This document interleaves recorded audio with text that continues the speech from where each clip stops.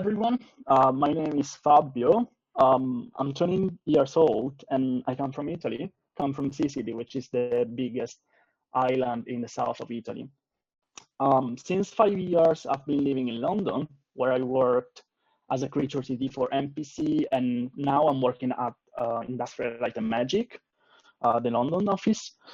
And, since I was a kid, I always loved films and video games.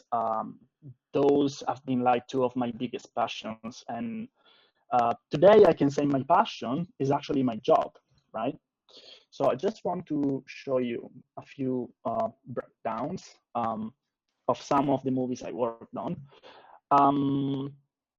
So basically, yes, I had the pleasure to work on lots of different movies, lots of different films, such as Batman vs. Superman, Hunger Games, the saga, the last two films, to be specific, Jurassic World, The Fallen Kingdom, Doctor Strange, Ninja Turtles 2, Transformers, I think it was the last Transformers.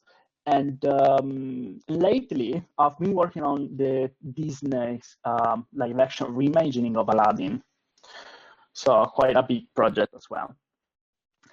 So my goal for this webinar will be to get people interested in rigging. And what I want to do today is to actually talk about rigging, what it is. I want to explain a few basic rigging concepts, like the joint, what is a joint orientation, FK, IK, basic stuff. I'm not going crazy because we know we don't have so much time. And then I would like to rig an arm, which I'll use basically a little tool I wrote for my class, for the students of my class, which it cannot be available for you guys, but I'll tell you what it does. And then I'll basically present a few rigs that my students built during my class. So yes, rigging. What is rigging? It's a really important question because we might hear, this word quite a lot in a visual effects production. And basically, rigging is a technique, right? It's a discipline that we use in 3D animation in order to create a digital skeleton, which will eventually deform and move a 3D model, right? So when the modeling department publish a model, actually sculpt a model, it's like a digital sculpt. It's basically still, it doesn't move, it doesn't deform. So what we want to do is to place a skeleton, which is digital, inside this model.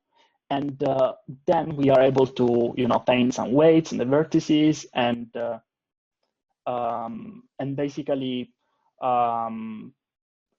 we want to, create controls the animators can use to potentially move their shots, to animate the shots. So rigging can be both very technical and very artistic, and that's why I like it so much.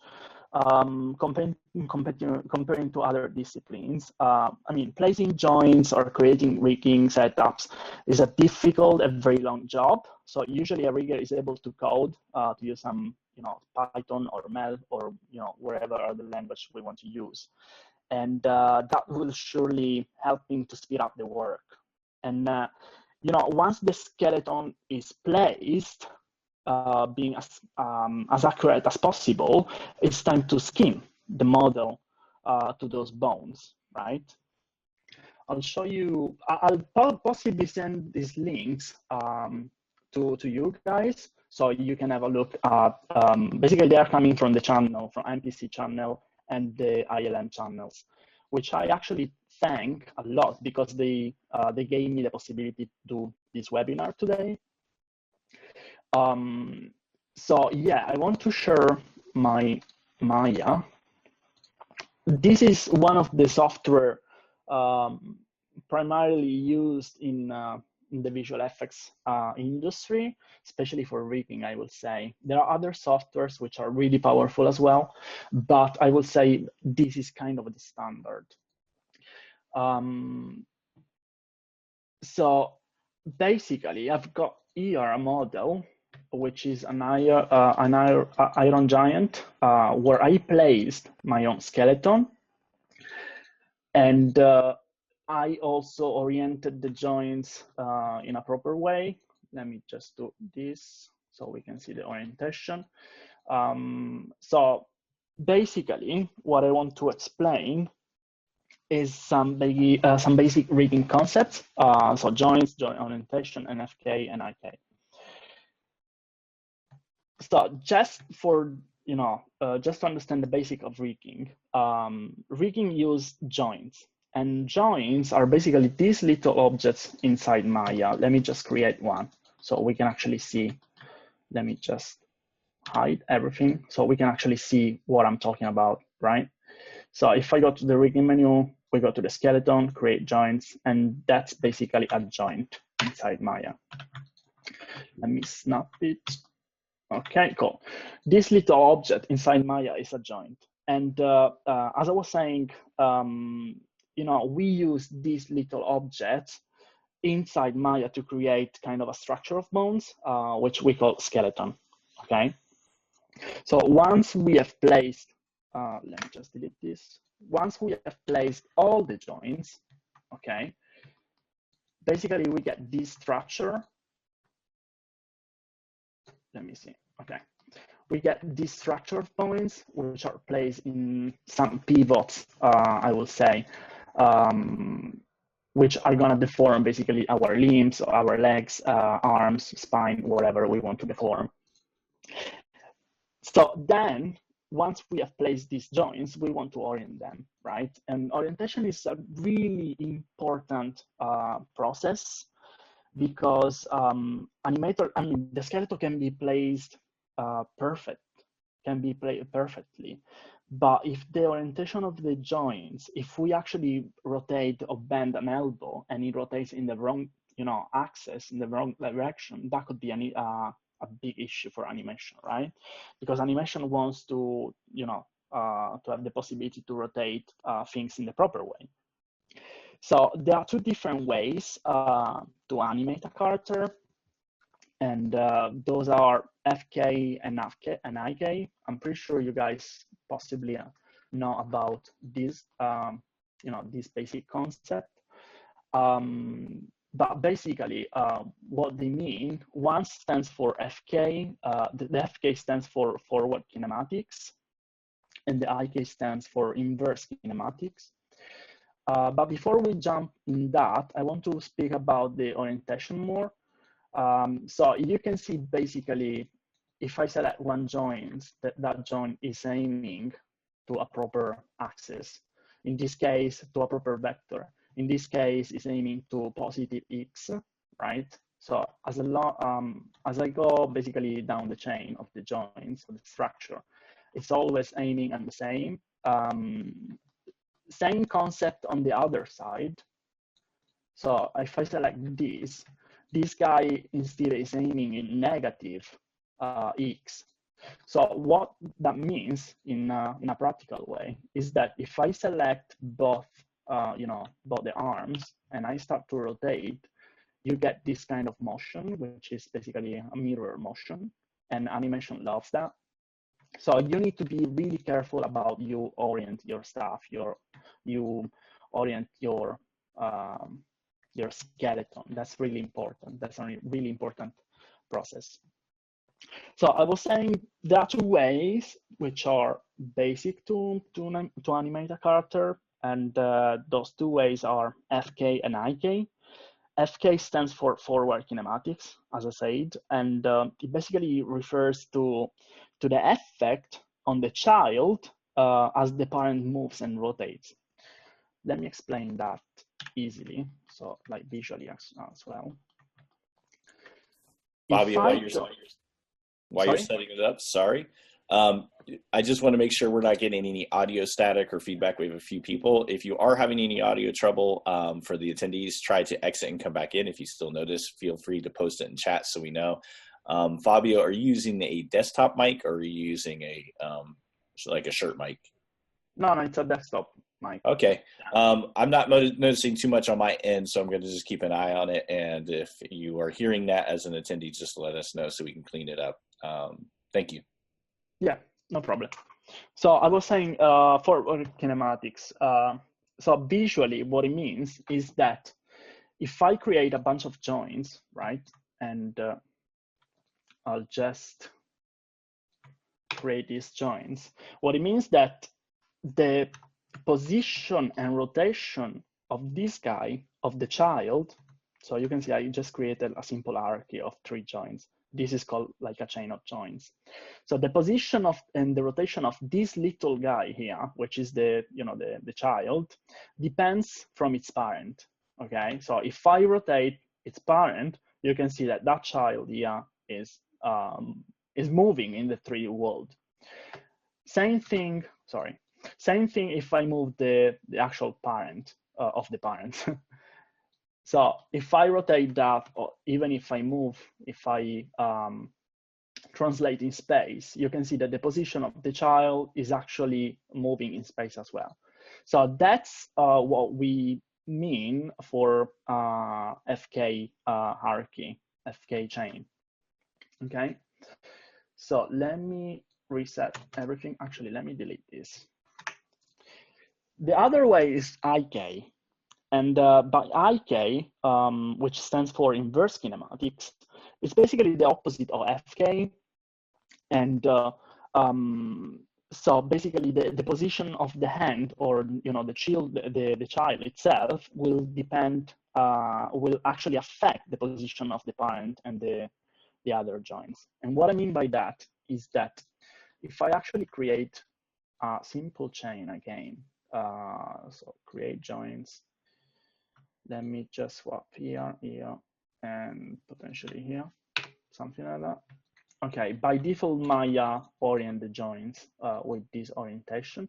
I think it's fine for this presentation.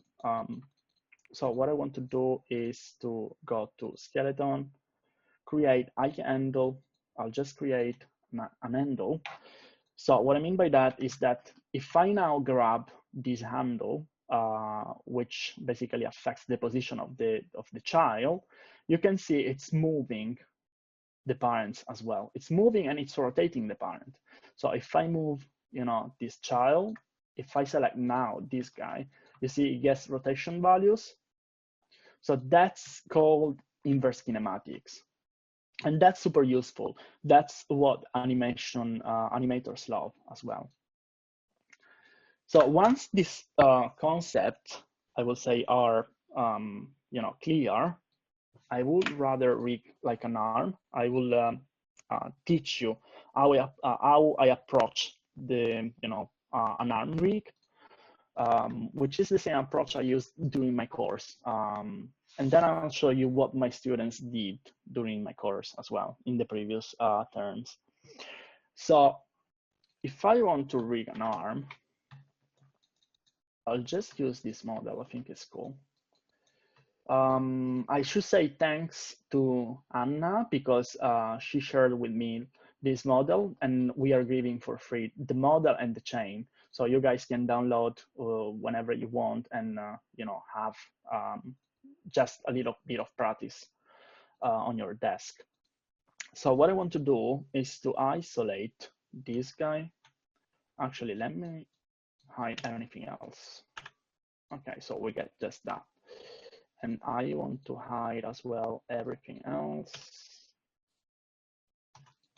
Okay, and the right arm. I think that's fine. So even better, actually, I want to duplicate this guy and bring it out. Same thing for this guy. Okay, so now we just grab basically the arm. And what I want to do, what I usually do is to expand this guy. I want to delete the fingers. For now, it's okay. We don't want them. I usually rename those. I want to make sure that this is the bind chain. This is the chain we are going to use to deform the actual final geom. Okay, so that's important. What I'm going to do in terms of setups is a 3 blending chains. That means that we are going to have 3 different chains, which shares basically the same rotation, orientation, the same position as well. And we will build control that allow us to actually switch between them, okay, between the FK chain and the IK chain, because we are going to build both of them. And then potentially we can constrain the bind chain to the geometry just to see how it's going to behave. So what I want to do is to call this bind chain. So I'm going basically to rename those. Name convention, just to follow a name convention is super important, guys. Every company, if they work like in games or if they work in visual effects, they use a specific name convention. You have to stick with it. That's basically how the pipeline is basically working. So I'm just going to call this chain as a bind chain, and I'm going to duplicate that a few times. Let me hide this guy as well. And you can see basically Maya duplicate that chains, but it put a few stuff. So I want to clear that. Instead of bind, I want to call this FK. And what I want to do, I'll use a little script which comes from Comet, which I use basically every day, I would say. And it's this guy. This is called Comet Rename. I'm pretty sure if you search on Google, guys, you are able to download this for free, and it's super powerful. I will stick with this for what we have to do. So I'm just gonna search and replace for bind, and I'm just going to do search for bind underscore replace with FK underscore. And as soon as we do that, we can see basically it changed the names. I'm just gonna do the same, but this time it's gonna be IK, so inverse kinematics. And I want to delete this little guy. Cool. So now we have 3 chains which are exactly at the same place, exactly with the same orientation. So what I'm going to do is to build a control. And this is a control we use to, for switching between the chains. So let me just select this guy, maybe the bind, and I'm going to, I don't know, maybe let's create this guy, I would say. And it creates a control for me, which I'm gonna call arm switch potentially. And this is the arm switch offset. Cool. All these tools that you see on my Maya, these are tools that I gave to my students. They are coming from a course, basically. So I'm just gonna select these guys now, and from the right view, just want to bring them here.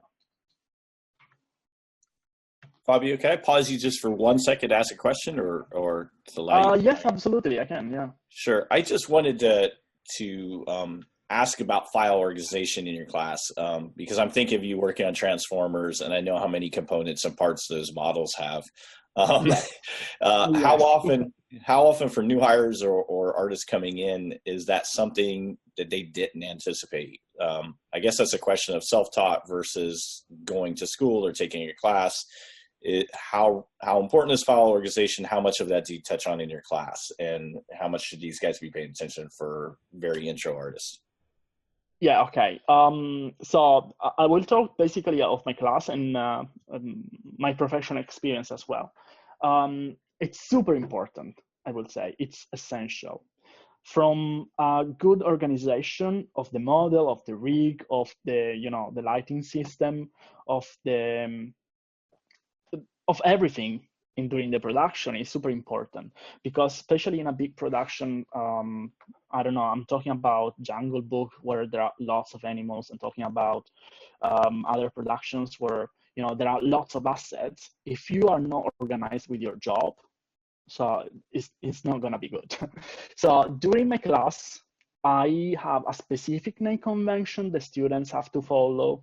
I have, as you can see, all my joints are renamed, with a suffix, a prefix. We know exactly what this guy is. So this is gonna be a joint, which is a bind chain, which is on the left side, and it's gonna be the arm. So we know exactly where it's going in place. And I actually want from my students to be as organized as possible, because they are gonna. This is gonna help them to to be better at work, I think, with their jobs. So that's just to answer your question. That's super mega important. Great, thanks. Yeah. So so now we created basically the control, which is this guy here, so the switch, and this is just a control we are going to use to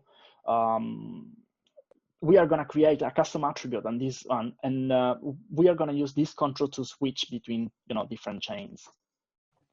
So the final result will be the bind chain, and this guy will switch between FK and IK. So what I want to do, let me just make this more beautiful, because at the moment it's just not nice. So let me just delete this guy. I don't want it. Okay. Okay, and then if I go to component mode, I'm able to grab all of this and move it on the side.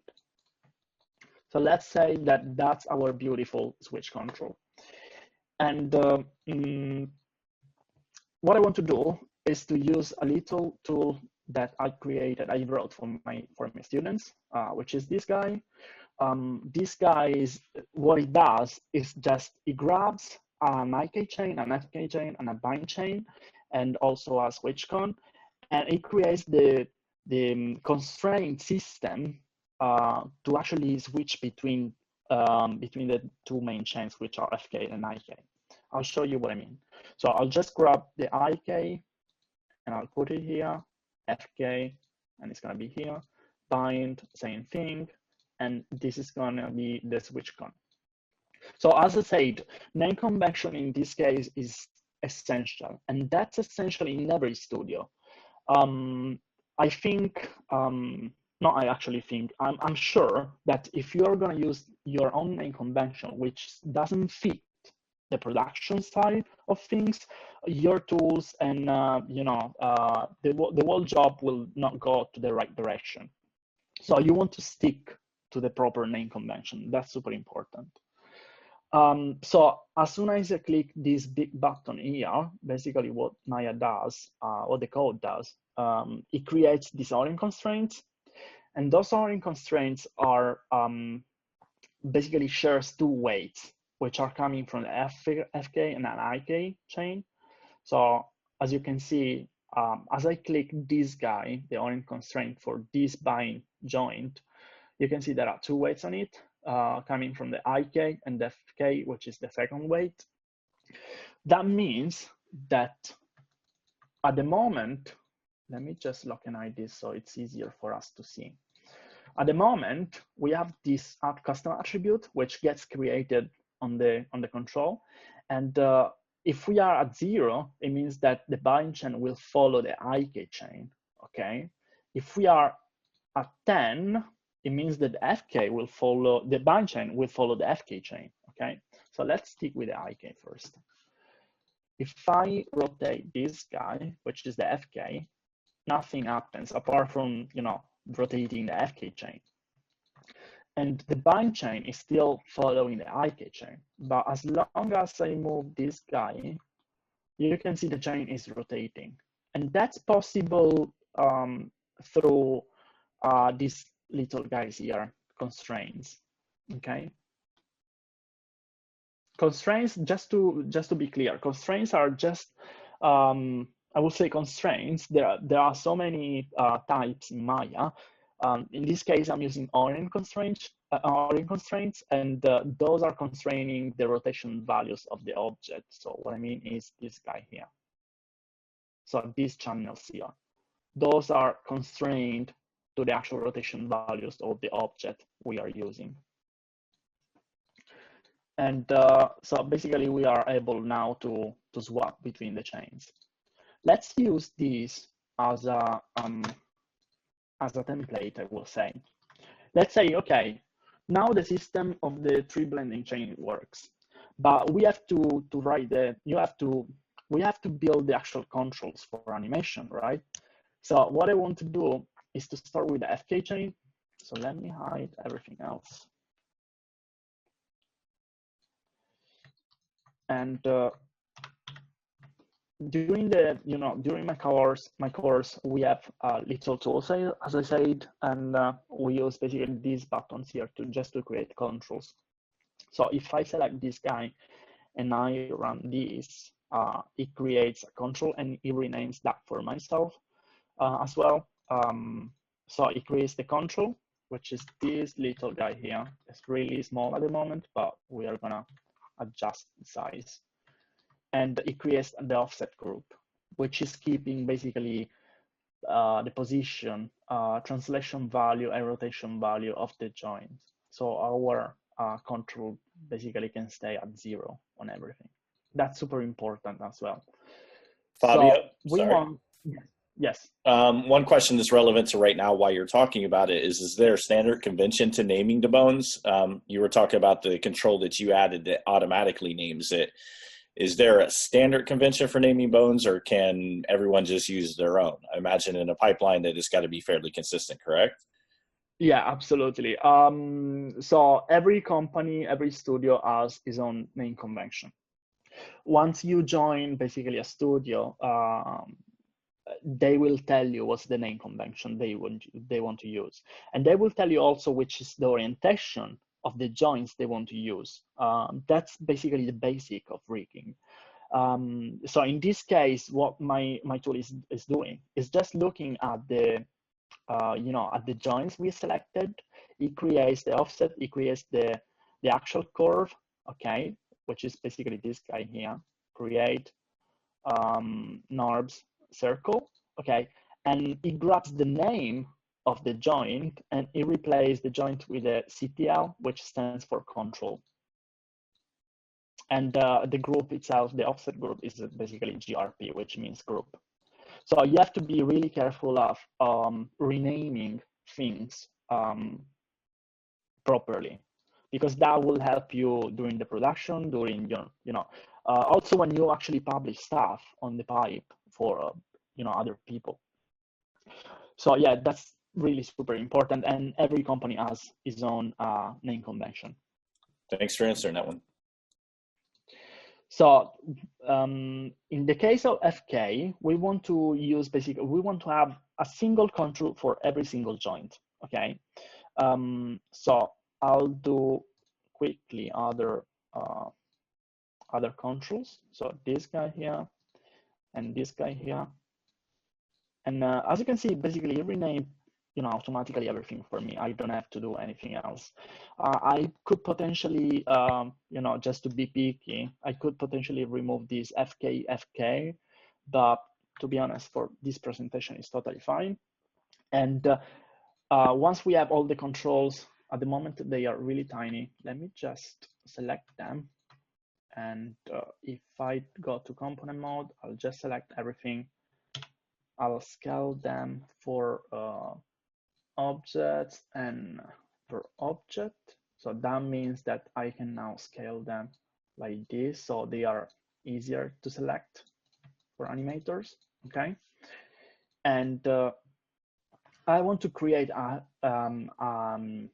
hierarchy which represents the joints, okay? So the end will go under the elbow will go under the arm, and now we have our controls. But at the moment, the controls, they share the same name of the joint, apart from the suffix, but they are not moving the joints. So we want to constrain those controls to the actual chain, okay? So I'll just grab this, I'll just, shift select the joint, and I'll go to constraint, unconstrained. I'll make sure with, well, in this case, it doesn't really matter, but I'll just constrain with the maintain offset on. Same thing for the elbow, the FK. And I have a little tool here, which does this for us, and hand joint as well. Make sure to actually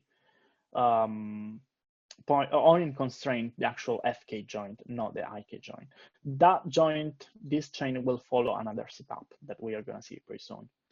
So on constraint, cool. And basically we have now our hierarchy of joints. If I now move this, you can see that's moving the actual FK chain, okay? So once we have this setup, let's start to organize things. As we talked basically before, being organized with our job is super important. So I just want to create this group here. Just if you press Ctrl G, it will create an empty group in Maya, which has the pivot at the origin. And we just go manually to rename this guy, and we want to call it, oh, that's a given name already. Yeah, because we have the geometry. Okay, let's make something. Let's create one group first, which is called geometry. Geometry group. We just take this guy, move it here.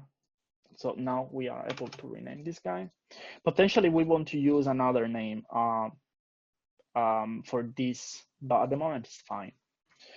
So the way I structured my course is to build modules. So every modules we can use like for every project, for different projects. If you want to rig an arm, okay, the same way you rig an arm for a biped, for a character, which is a biped, you can use the same way to rig it for another character, which is a biped too. So if you want to, reuse a module, you can. And that's what my students learned. So we are basically this big group, which is going to contain the geometry, okay? And it's going to contain also the joints. The geometry actually will be part of the geometry group, and it's going to be on the bigger, on this bigger rig group. But just for this presentation, let's move it under the LR. So the joint will be part of this guy, and another group, which I call extra, GRP, and it will be under the, the arm. So as you see, we are trying to be as much as organized, as organized as we can. Just to understand, if I go in this group, I want to find the joints, I want to find the controls. There we go, we are missing the controls group. And we know exactly where something will be, okay? That's super important. So I want to place this guy inside the controls. Those are our FK controls, okay? And I want to place also the FK inside the joints group. So that's now part of the joint group. And that's how we are organized with that. I want to place also this guy here. So now let's move to the IK, okay? This is gonna be pretty easy, straightforward, because what we have to do really is to go under the skeletal menu, create IK handle, make sure to use the rotate plane solver, and we want to click the, the parent and the last child, cool. And what Maya does, it creates a solver which does all the calculations for us on the parent joints, which are this guy here. Okay, so as long as I move this little handle, this is called IK handle, but we want to remove it, to rename it. So LR IK handle. This time you see the suffix is different because we want to use a name convention properly. And we have now this guy, right? And if I move it, you can see the arm is moving, as we say, in an inverse kinematics way. So what I want to do, I want to grab this guy and create a control for that. And it's going to be possibly a square. If I do component mode, Okay, and I scale a little bit so we know exactly what's happening. And what we can do is to grab this icon handle and move it under here. And this is going to be our control. Okay, so you can see at the moment it's just a little bit of mess because everything is like overlying. We don't want that. I want my students, for instance, to be really organized with that, especially with the visibility of controls. So what we want to do, let me just put this inside the joint group. We want to grab this switch control, and if you go to Windows, not editor, you can see lots of stuff happening behind the hood in Maya. What my tool did, it created basically these nodes. These nodes are affecting how the bind chain will, will guess the weights from the other two chains.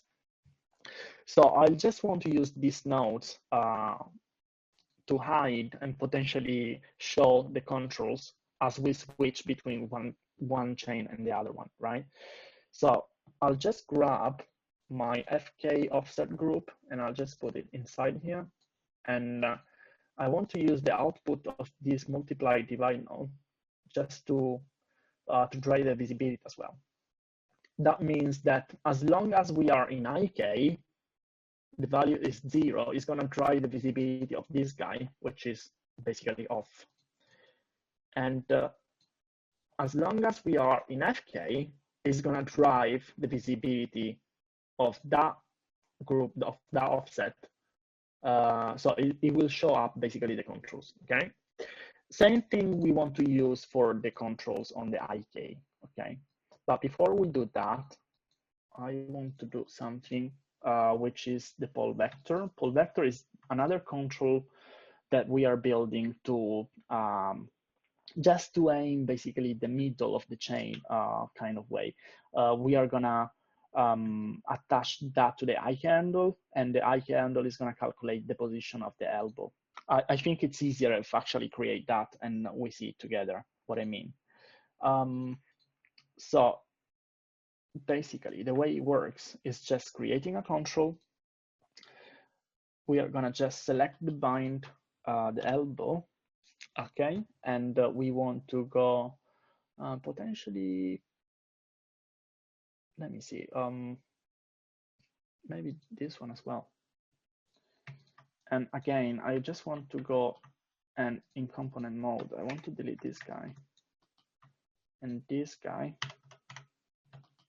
Let me just go, oops.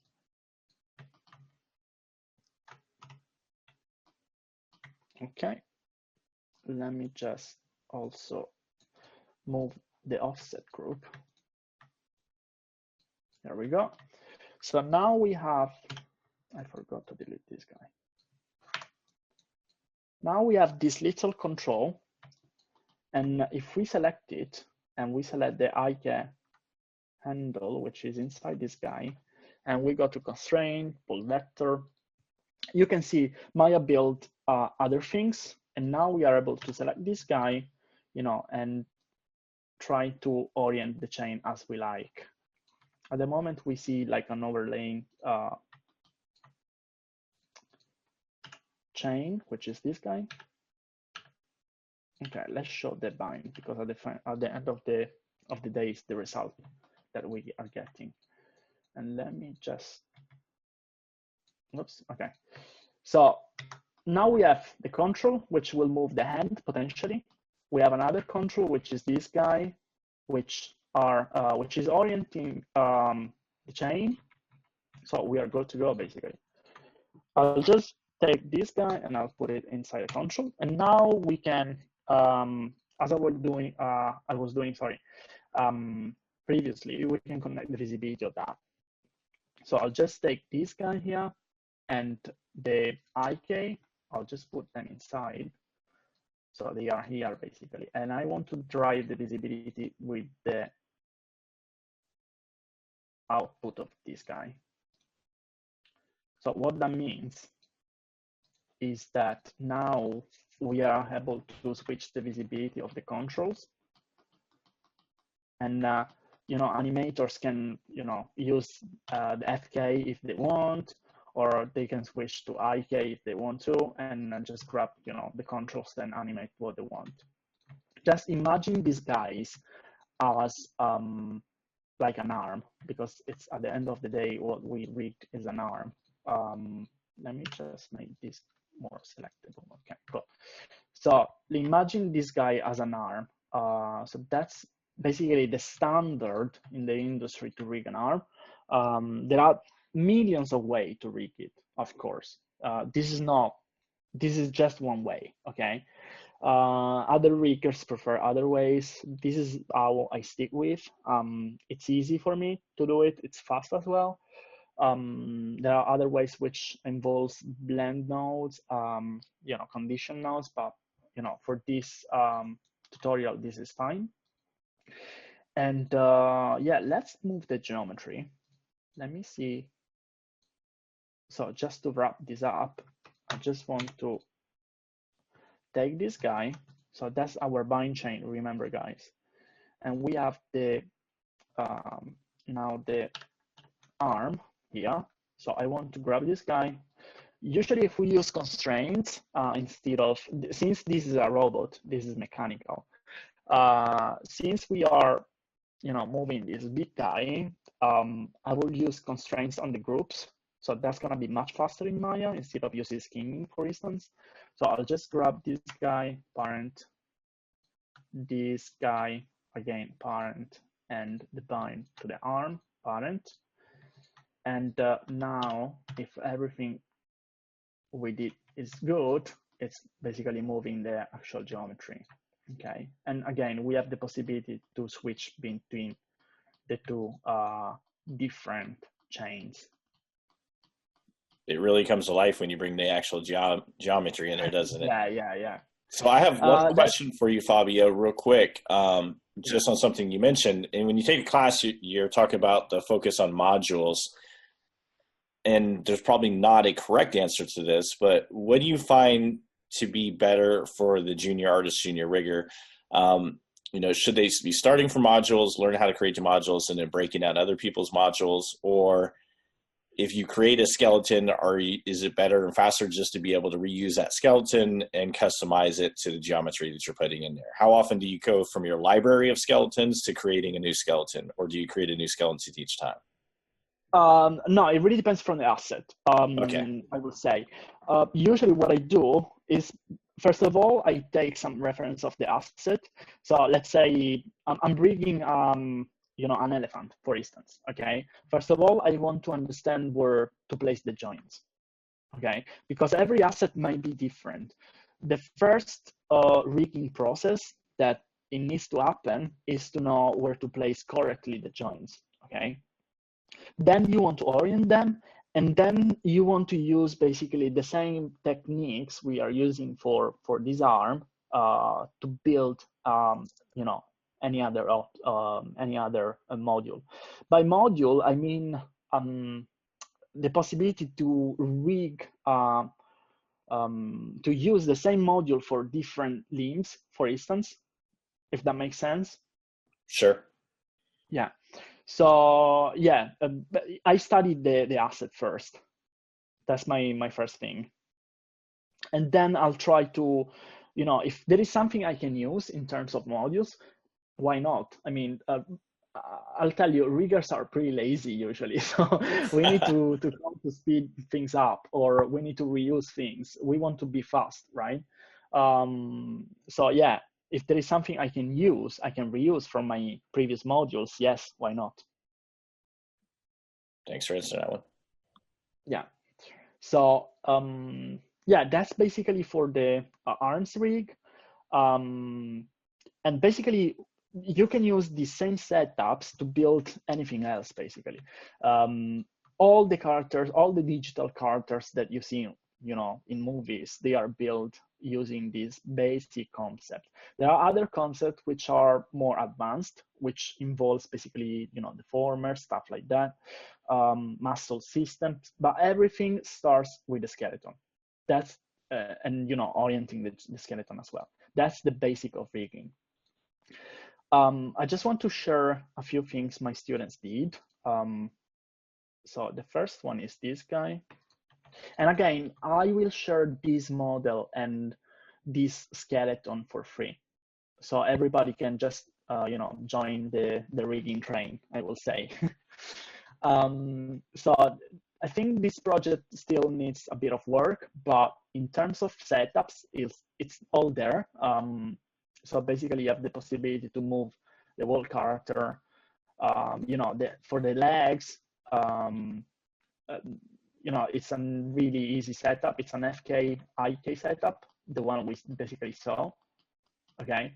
It has the possibility to switch between FK and IK. There are some custom settings, some custom attributes on the foot control, so you are able to, to use these attributes to animate things, to animate the scene. Of course, in terms of collisions and stuff like that, it needs some work, but the work is done. The setup is done. So yeah, this, I think one of my students did this, and also for the hips, just to show things. Yeah, for the arms, there is the possibility to switch between IK and FK. I'm not sure.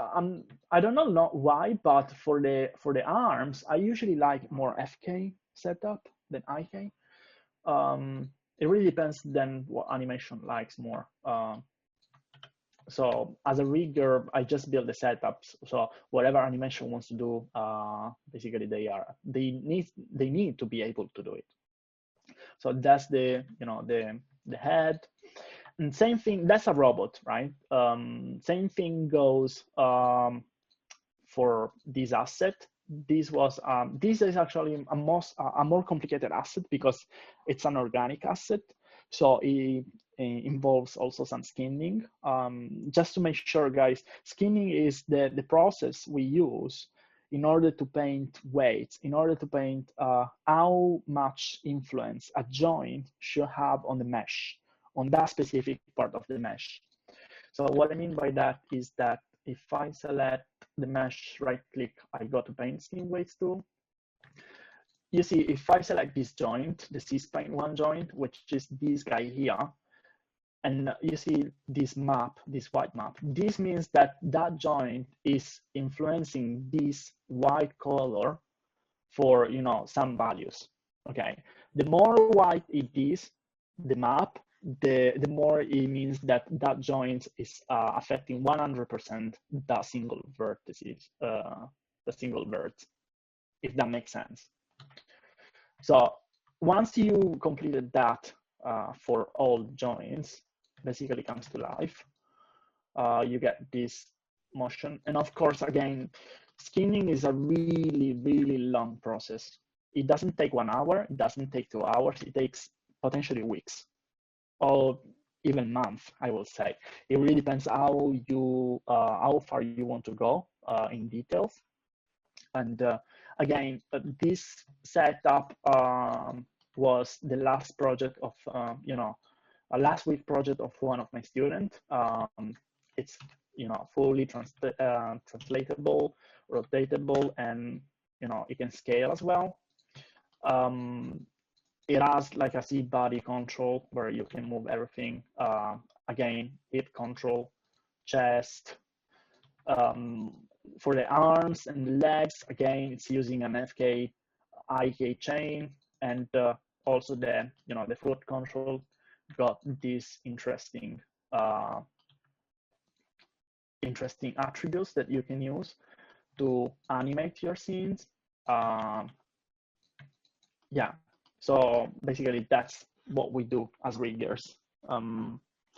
Also, I will add that some companies, in some companies, you may work also on the simulation side of things, I would say.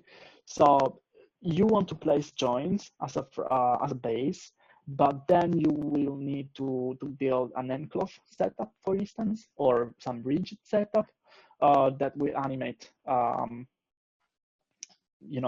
few other details in the character, or you want to build a muscle setup, for instance.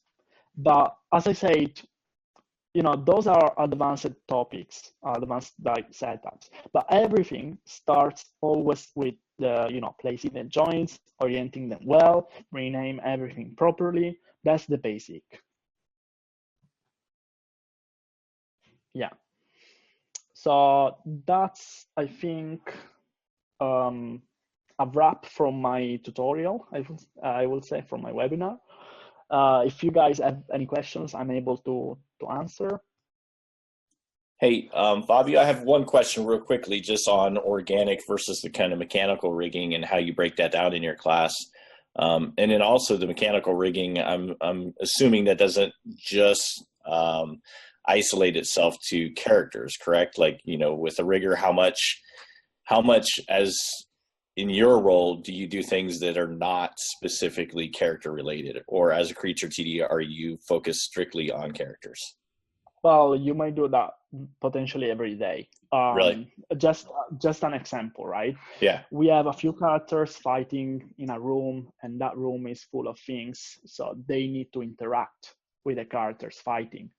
Let's think like two big robots fighting in an environment, breaking things. So you need a rig for those things, even if it is just a joint. So they are able to move in space. You need that rig, that type of rig as well. So I will say potentially, not every day you may end up like building a character. You may do, rig props, for instance. I would say some props are actually more difficult. They become more difficult than character themselves. So yeah, basically it really depends from the production side of things. And then forgive me if I'm mispronouncing it, but Emiliano says, is there a simple way to match the position IK with the FK when they are changed or switched? There is no simple way, at least not in rigging, I will say. There is a simple way with a tool that usually animation has.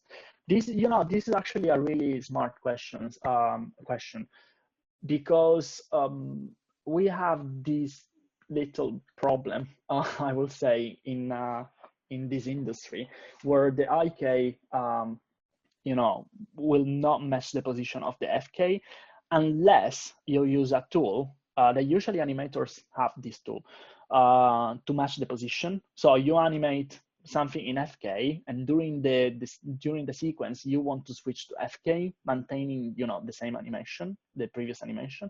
So animators usually have this tool. I'm pretty sure if you search on Google, you will find something about it.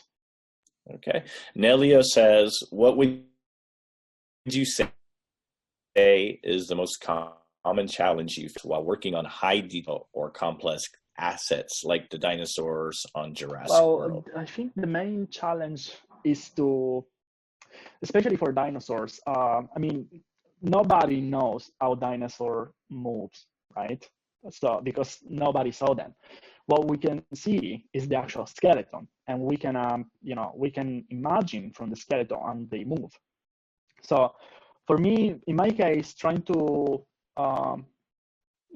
build a muscle system for dinosaurs, trying to understand how they could potentially move, that was the real challenge, because at the end of the day, you want to create something which is believable, which is like, it should look real for people, right? It should look like dinosaurs are actually something that we know for real. So we took lots of references on different animals, basically, that are similar to the actual specific dinosaur, if that makes sense. We were studying basically the motion, of those animals. Anja asked, do you use ribbons or anything else for facial rigging? Example, lips. Ribbons rig, you mean? I guess it means ribbon rigs. Not really. For facial rigs, I used in the past. I use blend shapes. and I used basically to drive joints placed on the face, which have like, you know, small influence on the single muscle of on the face muscle. So basically, I used to move those just to create expressions, and then I used to drive that with custom attributes on the single control.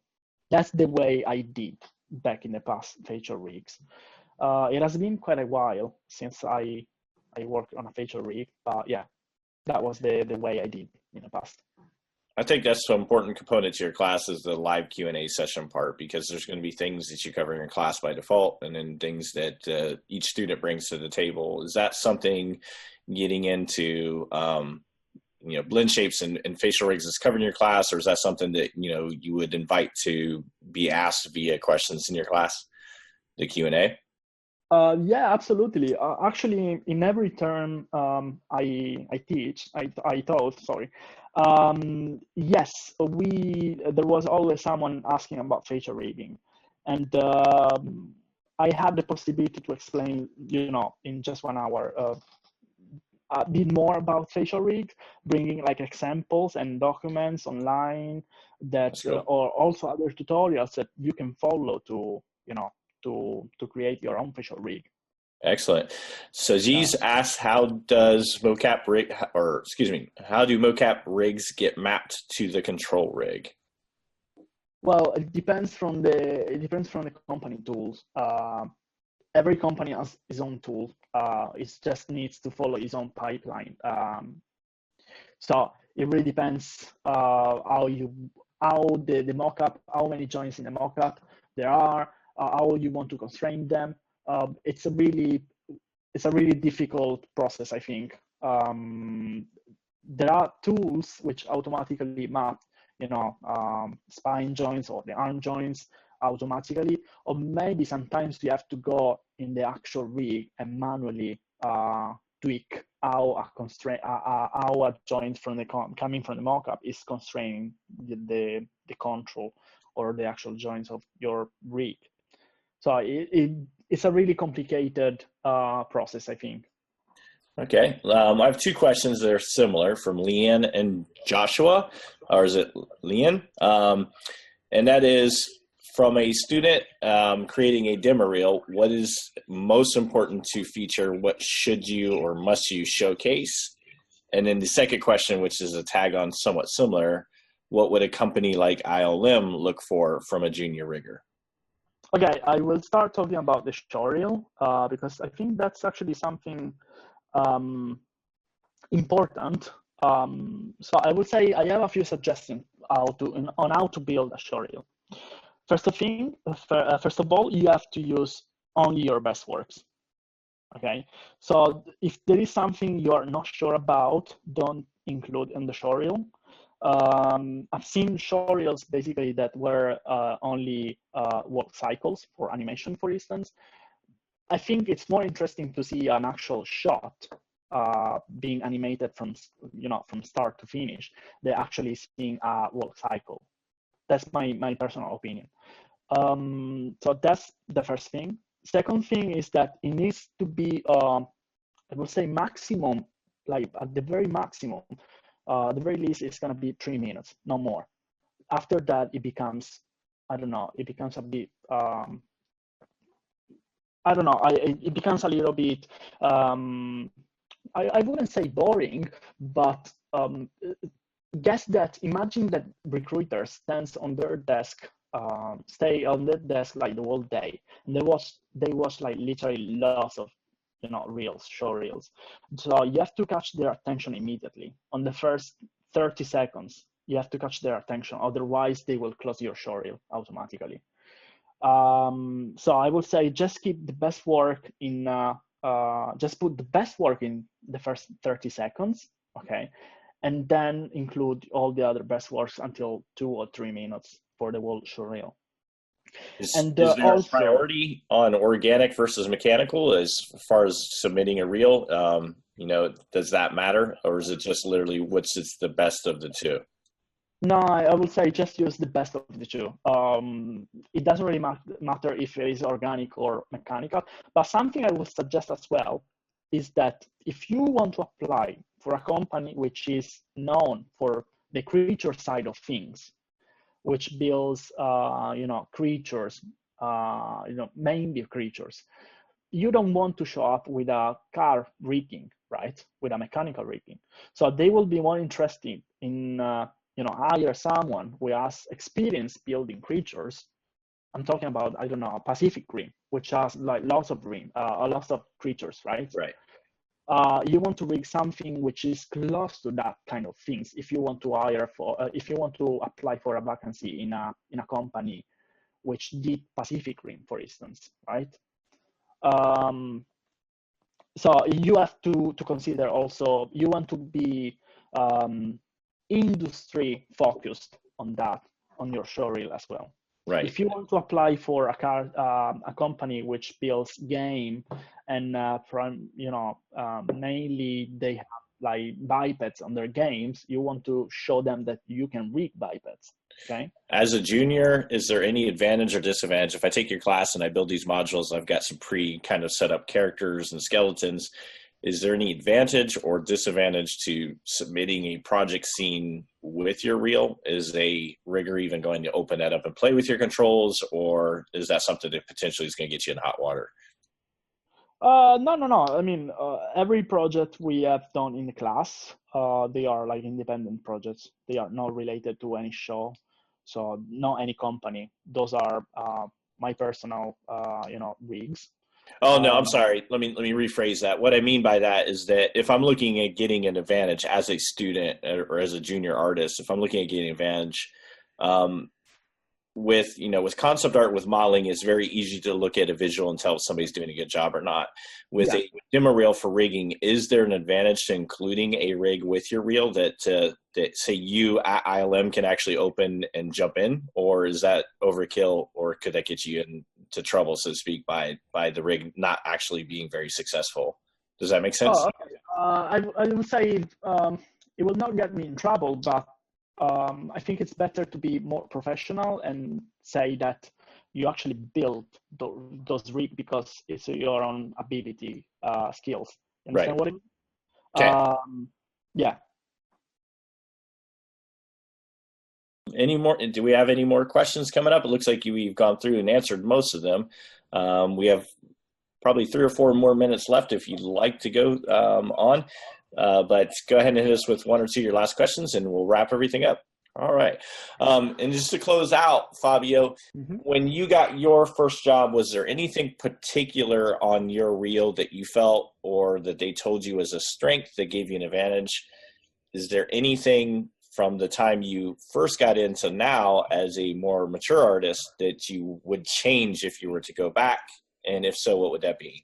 And then a last component to that question is, what is the difference between a junior artist rigging reel and a senior artist rigging reel? So I will say, in terms of what I will change, there is nothing I've done that I will change in my past, in my professional career. I pretty much enjoyed everything I've done. It was to work for this industry was my job, my dream, sorry. And as I started to, the webinar, I said, now my passion is my job. So I'm pretty happy about everything I've done and all the projects I worked on. So there is nothing I will change in the past, from the past. So what was the second question, sorry? What would be the difference if you were to side-by-side compare a junior artist rigging reel to what a senior artist would need to establish? Is there a difference in the interview process and the recruiting process or reel? Well, there is no difference. I think I never, I never did an interview to someone to hire someone. So I don't know, maybe there could be a difference. But I think when you present your CV or your demo reel, of course they should present a senior, a senior rigger showreel. You can see immediately if someone is like coming from the university or someone is coming who has like 40 shows. Right. He worked on 40 shows, so you can actually see immediately. Okay. From the CV, as I said, you can see that he worked on different, companies as well. And Gerald asks, what would be the most frequent problem faced by a rigger, and how would you overcome that? Oh, okay. That's a really difficult question. Problems as a rigger. Well, I think as a rigger, we actually find solutions, no problems. So if we have problems, we try to, to swap them to solution. What we do essentially in our job is to create system which make animators basically happy. And if we are constantly in a production environment, especially, we are constantly finding problems. Okay, there is always like a new problem to solve, and riggers for that, as I think is the best person to. It really depends for the problem, of course, but I think riggers can help with that a lot, if that makes sense. Well, I think that's great. I think if people are interested in your class, we just posted a link in the chat, so you can check it out there. There's also a link to your personal site as well, if you want to take a look at Fabio's work as well. If you guys do have any questions or want to know something about class, you can get in touch with us through CGMA as well, or post up on CG Society, and we will do our best to get back in touch with you and put some of your way. We will put a recording out of this event later this week, and be able to send out, if you registered for this webinar, a link to the downloadable asset, so you can actually jump in there and try that out. Is there anything that a student of yours that somebody's looking at taking your class can do now to kind of hit the ground running when your class starts? Any links, any advice on tutorials or anything that they should be taking a look at or getting ready for prior to your class? To be honest, I will say no. My course covers basically everything from very scratch. So you can come in with very little knowledge and get to hit the ground running, so to speak. Yeah, absolutely. Actually, all my students come from from no experience at all in rigging, and they're actually able to build these guys. Yeah. So I would say we cover from the very scratch. We cover how Maya works, all the node, system, transform, shapes, node, all this kind of stuff. So yeah, I think 10 weeks is a good time to speak about lots of things. In that terms, my course is actually complete. You make it look way less intimidating, which is great, because rigging is that thing that a lot of people hear is hard and difficult, that there's lots of jobs in it, but that it's challenging. No, it's actually nice really fun. Yeah. Trust me, when you actually understand, the very basics of rigging, it's actually very fun. I love to build rigs. When you see the static 3D model, you build the joints and you build the controls, and you actually add some skin cluster, and you see it moving, you see it coming to life. It's really beautiful. And I know you can't talk about the projects you're on now, though, but however, how long do you typically get to rig a character? I mean, I imagine that varies vastly from project to project, whether it's a transformer or an orc. But what does production look like for you when you get an asset? What's the typical amount of time that you have to kind of go from start to finish with a character? Yeah, as you said, it really depends from the production and from the character itself. If it is an asset which needs, a muscle system as well, I will say, it really depends, but it really depends how far it's gonna be from the camera, in how many shots it's gonna appear. It really depends, but I will say potentially 2 months, 3 months. But I think it's not. You can always get something better. So until the shows end, you will still need to tweak things, to tweak skin cluster, to tweak muscle settings, kind of this stuff. But yeah, I will say 2 months for a full muscle systems for a hero character is a good time. Maybe 3 months is actually better. Yeah, it really depends how much in detail you want to go. All right. Well, thank you so much, Fabio, for giving us a little bit more time than you agreed to. And thank you, everybody, for joining. And I hope to see you guys out there on the forums and in the classroom when it gets started. When does your next class start, Fabio? What's in this? April, I think it's next month, end of the next month. Let me see, 28th of April.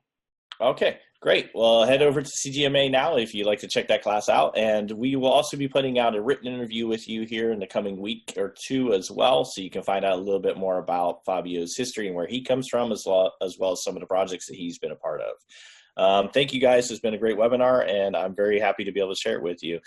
Thanks out to CGMA and the team over there, and have a good day, guys. Take care. Bye, Fabio. Thanks, everyone. Thanks. Bye.